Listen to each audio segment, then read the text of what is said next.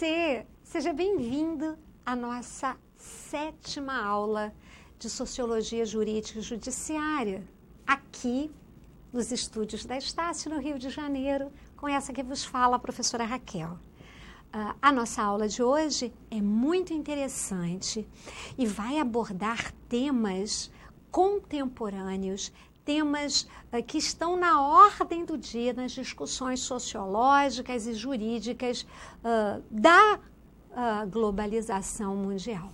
Veja só sobre o que nós vamos começar a conversar nesse exato momento. Vamos lá? Falamos dos movimentos sociais. Os movimentos sociais envolvem, conceitualmente, 2 aspectos fundamentais. Primeiro, a ação coletiva de um grupo organizado para alcançar determinados objetivos que têm a ver com mudanças sociais através do embate político, tendo em conta seus valores e suas ideologias. Então, os movimentos sociais, eles se formam na medida em que setores da sociedade, por este ou aquele motivo, e esse motivo tem a ver com questões de ordem política, e toda vez que eu falar em questões políticas, não confunda com política partidária. Toda vez que eu falar em questão política, eu estou falando em disputa de poder na sociedade, poder de existir, poder de se fazer ouvir, poder desenvolver o seu projeto, de aplicar as suas ideologias e os seus valores. Então, os movimentos sociais, eles historicamente estão relacionados à necessidade de um determinado grupo promover mudanças sociais. Ô, Raquel, então você está querendo me dizer, em outras palavras, que a Revolução Francesa foi produto de um movimento social? Sim, sim, sim. A burguesia, que era uma classe social em ascensão, tinha dinheiro, mas não tinha poder, disputou com a nobreza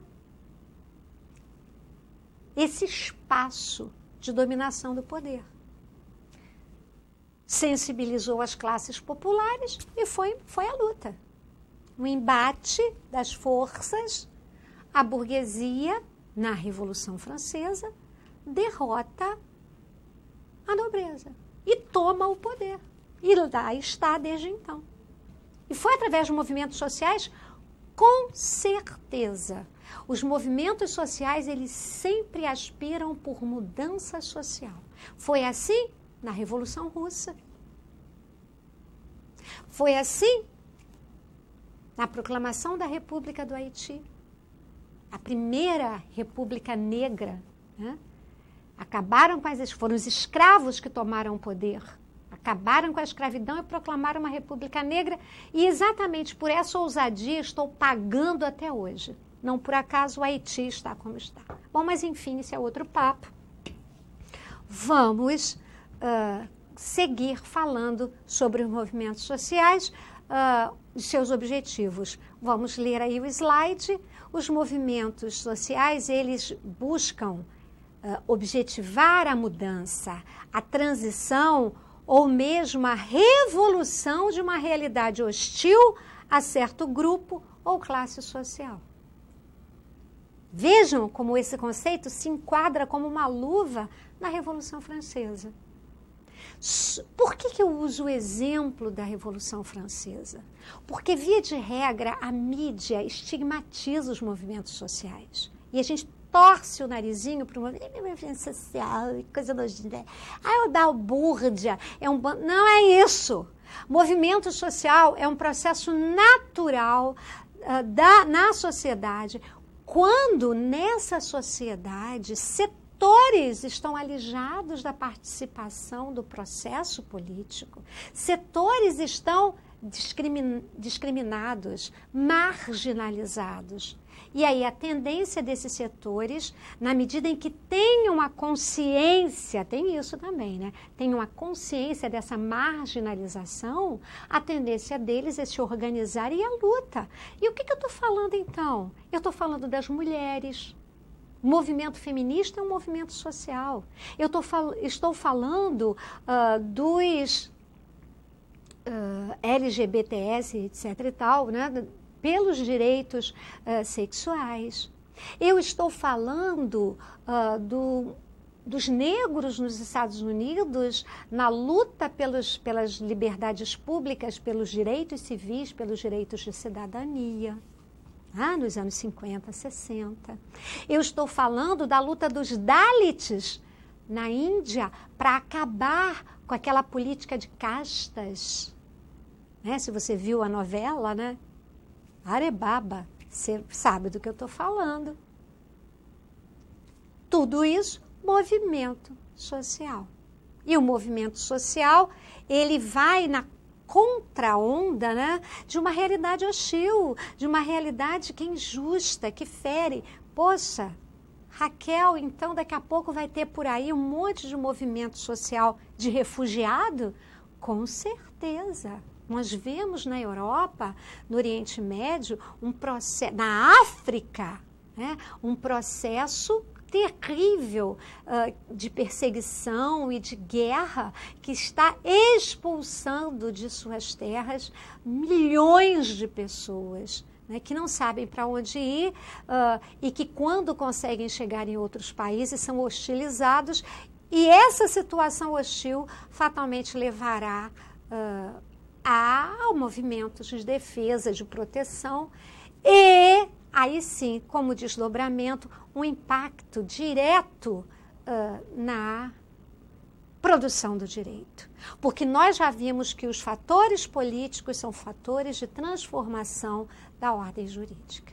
Não é verdade? Muito bem. Vamos ler aqui. Mais do que pensar em valores e crenças comuns para a ação social coletiva, se deve considerar as estruturas sociais nas quais se manifestam os MS, ou seja, os movimentos sociais, que fariam explodir os conflitos já postos pela estrutura social geradora. Então, atenção. O movimento social, ele não nasce espontaneamente na sociedade. Não. Antes, há que haver todo o que a gente chama de caldo de cultura, né? Toda uma realidade que vai suscitar o advento do movimento social. Por exemplo, aqui no Brasil, nós tivemos no ano de 2013 manifestações por todo o país. Não é pelos 20 centavos. Né? Foi um símbolo, os 20 centavos do aumento das passagens dos transportes públicos lá em São Paulo, que, na verdade, levou uma série de movimentos, de manifestações, de movimentos sociais. Mas por quê? Porque já existiam conflitos decorrentes da estrutura social, que vão culminar com essas explosões, né, multitudinárias que nós assistimos aqui no nosso país. Percebam? Então, não é do nada que nasce um movimento social. O movimento social, ele nasce de uma necessidade objetiva por condições precárias na sociedade. É o caso do feminismo. O feminismo nasce como um movimento social muito por conta de uma guinada que as mulheres dão no sentido de ocupar setores no mercado de trabalho e encontrar uma série de barreiras colocadas por uma sociedade tradicionalmente machista e patriarcal. Então, as mulheres vão ter que encarar essas barreiras e aí elas explodem no sentido mesmo de confrontar esses obstáculos para conseguir superá-los e ocupar os lugares que lhes são por direito na sociedade, levando a uma série de normas que vão ser o resultado desses embates. Então, nós vamos ter, e eu vou dar um exemplo aqui para vocês, um exemplo assim muito claro, muito cristalino desse processo aqui no nosso país, que é o novo Código Civil, que é de 2002, que até já não é tão novo assim, né? E o antigo, que era de 1916. No Código Civil de 16, havia a figura do cabeça do casal. A mulher, ela não tinha autonomia, inclusive para uma série de negócios jurídicos. Ela precisava da autorização do marido. O homem era o cabeça do casal. O homem tinha o poder patriarcal, né? A mudança, a entrada da mulher no cenário dos movimentos sociais, reivindicando respeito, dignidade, etc. e tal, fez com que isso mudasse a partir do advento da Constituição de 88, e aí justiça seja feita. Foi 88, foi um marco, foi um divisor de águas nessa discussão que leva a que o novo Código Civil acabasse com a figura do cabeça de casal. Agora, pai e mãe na família têm os mesmos direitos e deveres, estão posicionados em uma situação de igualdade e acaba o pátrio poder abre espaço para o poder familiar, que hoje é exercido por ambos, pai e mãe. Por outro lado, a tutela, a guarda dos filhos em caso de separação, que obrigatoriamente era da mãe, o que não deixa de ser uma visão machista, porque aí o homem não tem responsabilidade nenhuma, toda a responsabilidade é da mulher.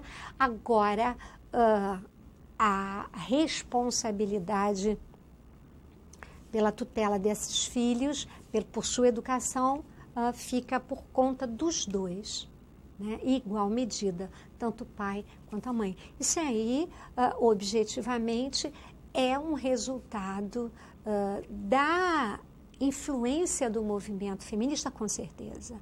Com certeza. Tá? A participação das mulheres nas Forças Armadas, em profissões até então tidas como tão somente masculinas. Você encontra mulheres motoristas de táxi, condutoras de tratores, pilotos de avião, pilotando aviões, né? Eu mesmo tenho uma grande amiga que foi a segunda mulher a ser pilota comercial aqui no Brasil, hoje está no Panamá. Excelente, e é muito interessante que ela é a comandante do avião e o marido é o copiloto. Olha que bacana. Isso, há 30, 40 anos atrás, isso era impensável, né? Mulheres com máquinas agrícolas, conduzindo máquinas agrícolas. Muito bacana isso. E tem um outro detalhe, eu acho isso muito bacana, dessa coisa de acabar com essa coisa de que a mulher não pode determinadas profissões. Eu não sei se vocês sabem, a profissão de soldador, né? Soldador, e o soldador, existem soldas muito especiais, né? Soldas que são milimétricas, né? Os melhores soldadores são as mulheres. Por que eu sei isso? Porque eu tive a oportunidade de conhecer uma empresa aqui no Rio de Janeiro que trabalha com energia nuclear, com a construção de equipamentos pesados para as hidrelétricas, não só hidrelétricas, mas também para as questões nucleares, para reatores nucleares, que exigem soldas milimétricas, soldas muito especiais e com materiais especiais caríssimos, pois os melhores soldadores são as mulheres. Ou seja, a mulher começa a ocupar seu espaço, mas em decorrência de uma ação coletiva, né, se confrontando com as estruturas sociais, que lhes eram ardiver. Que não, ainda são, né? Vamos combinar que a nossa sociedade ainda é muito machista. Eu, inclusive, tenho um amigo que diz o seguinte: eu não sou machista. A minha mulher até trabalha. Então, vocês vejam que nós ainda temos muito o que caminhar por aí. Mas vamos continuar falando dos movimentos sociais. Veja, por exemplo, o movimento dos trabalhadores sem terra. Você teve a oportunidade de aprender na disciplina História do Direito Brasileiro que o acesso à terra em nosso país, a partir da edição da Lei de Terras de 1850, foi dificultado para os pobres, com reflexos até hoje. Então, o problema do acesso à terra, que leva a um movimento social, o MST, né, é extremamente mal compreendido pela mídia, né? Por que será? Né? Lembra daquela aula sobre a influência dos meios de comunicação na opinião pública? Pois é. O problema da terra, você estudou em História do Direito que ele vem de 1850, quando a terra ela, não foi destinada para aqueles que não tinham terra para que pudessem trabalhar nela. Foi destinado para quem tinha e que podia comprar, inclusive, à vista. Porque a única forma de você ter acesso à compra de terras no Brasil império era através de leilões onde você comprava e comprava à vista. Então, o problema da terra, que segue até hoje, né, é reflexo de uma injustiça, de uma estrutura social que estimula a questão do conflito de interesses. Então, só há MST, Movimento de Trabalhador Sem Terra, porque tem trabalhador sem terra. Porque se não tivesse, se o acesso à terra fosse facilitado através de uma reforma agrária, não tinha necessidade. Assim como só tem movimento feminista, porque existe machismo. Se não tivesse, se todos fossem iguais, solidários, não tinha necessidade. Então, um movimento social sempre vai ser reflexo do problema que está ocorrendo na sociedade. Muito bem, e esses problemas estão ligados particularmente a uma condição. A condição ou a não condição de cidadania. Mas o que é cidadania? Cidadania tem origem etimológica, ou seja, da origem da palavra, do latim civitas, que significa cidade. A cidadania estabelece um estatuto de pertencimento de um indivíduo a uma comunidade politicamente articulada, um país, e que lhe atribui um conjunto de direitos e obrigações sob a vigência de uma Constituição. Então, a cidadania, para que ela ocorra, para que você esteja na condição de cidadão, necessário é, primeiro, o teu pertencimento a uma comunidade politicamente articulada, ou seja, a uma nação. Tá? E cidadania também pressupõe uma série de direitos e de obrigações. Direitos e obrigações essas vinculadas a uma Constituição. Ou seja, a cidadania, ela exige uma normatividade. Mas uma normatividade, e aí a gente volta lá ao início dos nossos encontros, tá? Uma normatividade que não seja tão somente válida, que seja eficaz. Porque não adianta nada estar na Constituição.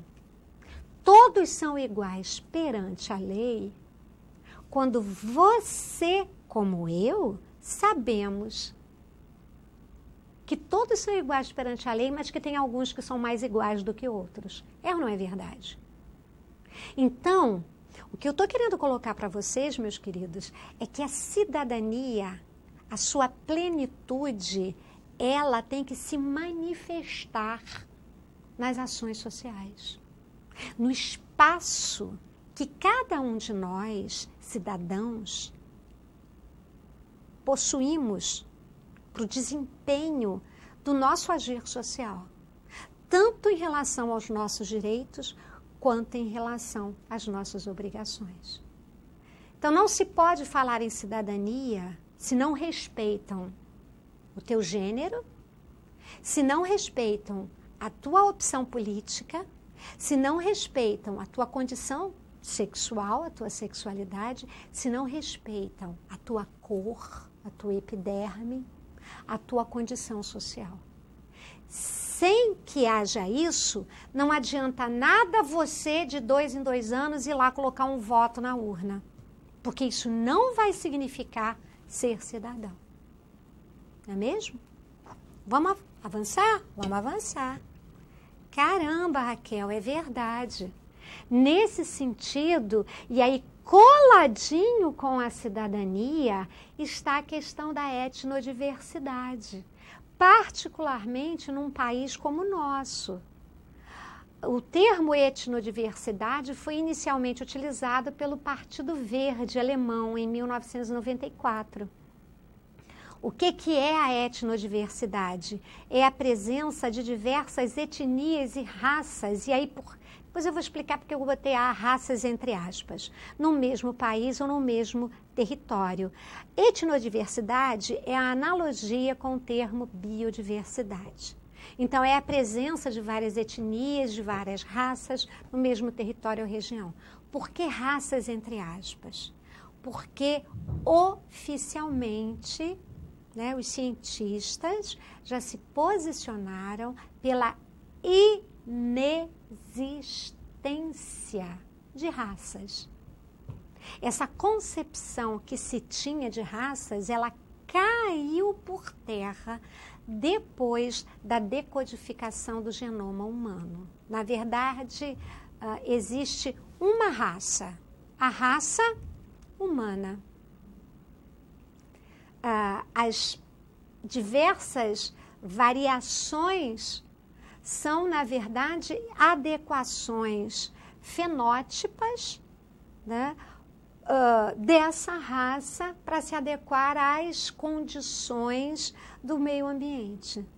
Né? Onde é mais quente, a epiderme tem mais melanina, onde é mais frio tem menos melanina, o cabelo não precisa ser carapinha, porque o cabelo carapinha é para proteger do sol, porque raça é tudo a mesma coisa. E como é que descobriram isso?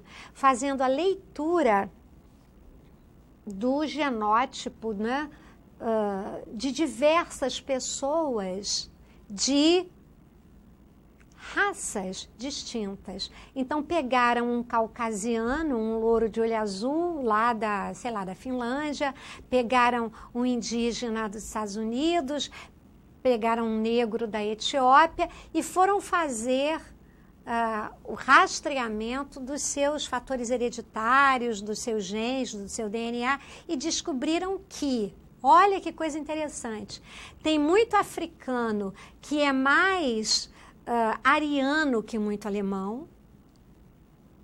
Que coisa, por quê? Porque lá atrás eles têm um ancestral, entendeu? Muito próximo, e vice-versa. Então, esse negócio de raça é um negócio que está fora da moda, está superado, que é anacrônico. Não tem mais a ver.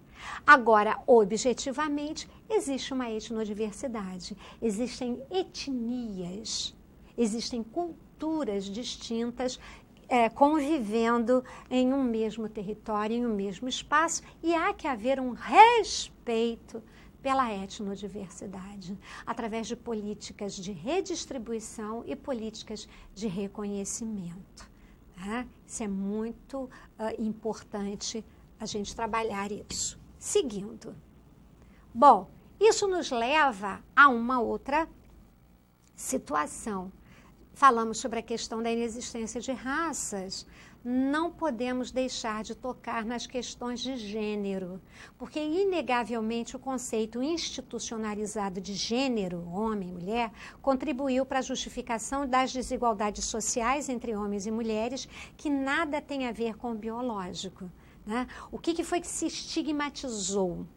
Criou-se, né, um estereótipo de que o homem é mais inteligente, tem mais força física, tem mais resistência.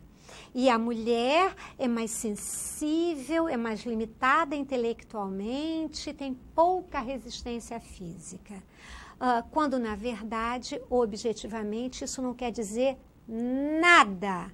Nada, nada, nada, porque tudo isso foi criado para justificar desigualdades sociais de um setor sobre o outro, né? Por isso, é necessário trabalhar com essas questões de gênero e, por outro lado, distinguir as questões de gênero das questões sexuais. Gênero nada tem a ver com opção sexual. Isso já está mais do que comprovado, né? Eu sinto muito desagradar a parte do meu público, mas a ciência, ela nos aponta para isso, né?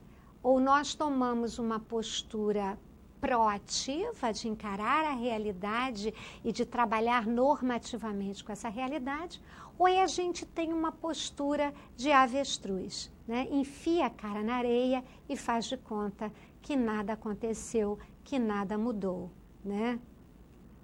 A opção, evidentemente, é nossa, mas, por outro lado, nós temos que ser consequentes e responsáveis pelas opções que tomamos, não é verdade? Por quê?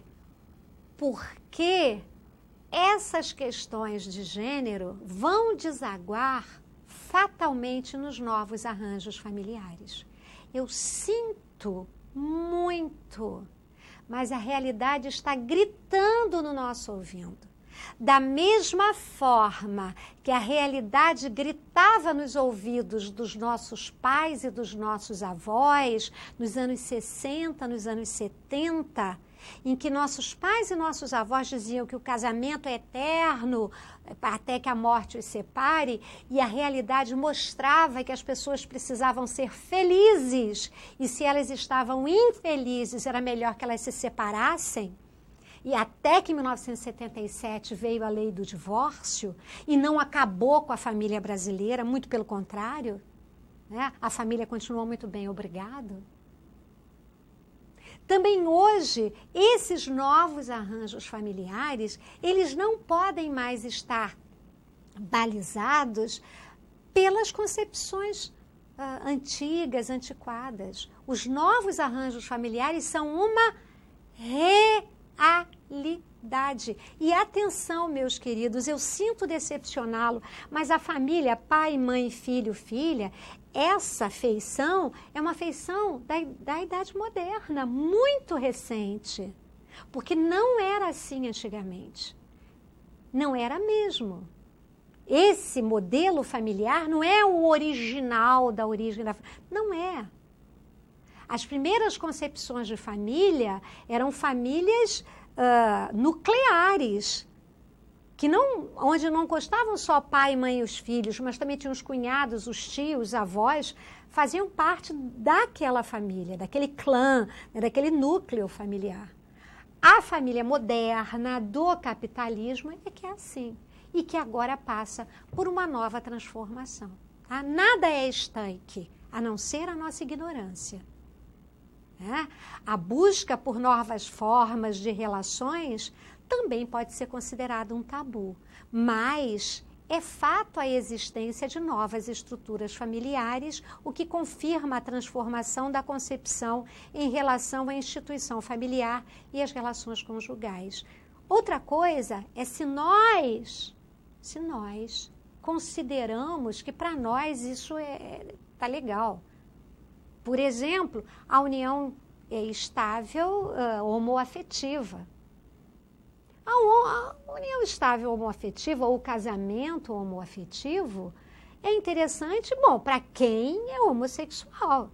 Agora, se você não é, continua na tua posição hétero e acabou. O que não dá é para fechar os olhos para a realidade que está dada. Existem relações homoafetivas. E as pessoas têm o direito de ser felizes, independente da nossa vontade. Muito importante isso, viu, gente? Tudo bem, agora que a gente já falou bastante sobre o tema, vamos trabalhar esse tema, vamos testar o nosso conhecimento em relação a esses temas que foram apresentados. Vamos lá? Então vamos lá, vamos às perguntas. Hoje nós temos uma questão de múltipla escolha, gente. Vamos lá. Qual o significado de cidadania? Letra A. Cidadania significa a atitude e o comportamento do indivíduo na sociedade? B. Cidadania significa somente que o indivíduo tem direito a um trabalho garantido? C. Cidadania significa o conjunto de direitos e deveres pelo qual o cidadão, o indivíduo, se relaciona com a sociedade em que vive. E o termo cidadania vem do latim civitas, que quer dizer cidade? Ou falar que uma pessoa é cidadã é ao mesmo tempo dizer que ela pode ter lazer nos finais de semana. Essa daí foi cruel, hein? Nossa! Então vamos lá, atenção, vou dar um tempinho para você fazer a sua escolha. Ou questão difícil, para não dizer o contrário. Então dou-lhe uma, dou-lhe duas e... Você que escolheu a letra C... acertou, também estava mole essa, né? A professora Raquel foi boazinha, né? Colocou o conceito de cidadania ali na veia. A letra C explica direitinho para você o conceito de cidadania, conjunto de direitos e deveres pelo qual o cidadão, o indivíduo, se relaciona com a sociedade em que vive e que vem do latim civitas, que quer dizer cidade. Gente, ficamos por aqui, nos encontramos no próximo encontro, mas nesse próximo encontro... nós vamos falar sobre desvio social, economia global do crime e os efeitos da globalização na área penal. Não percam, a aula 8 está sensacional. Beijo, tchau!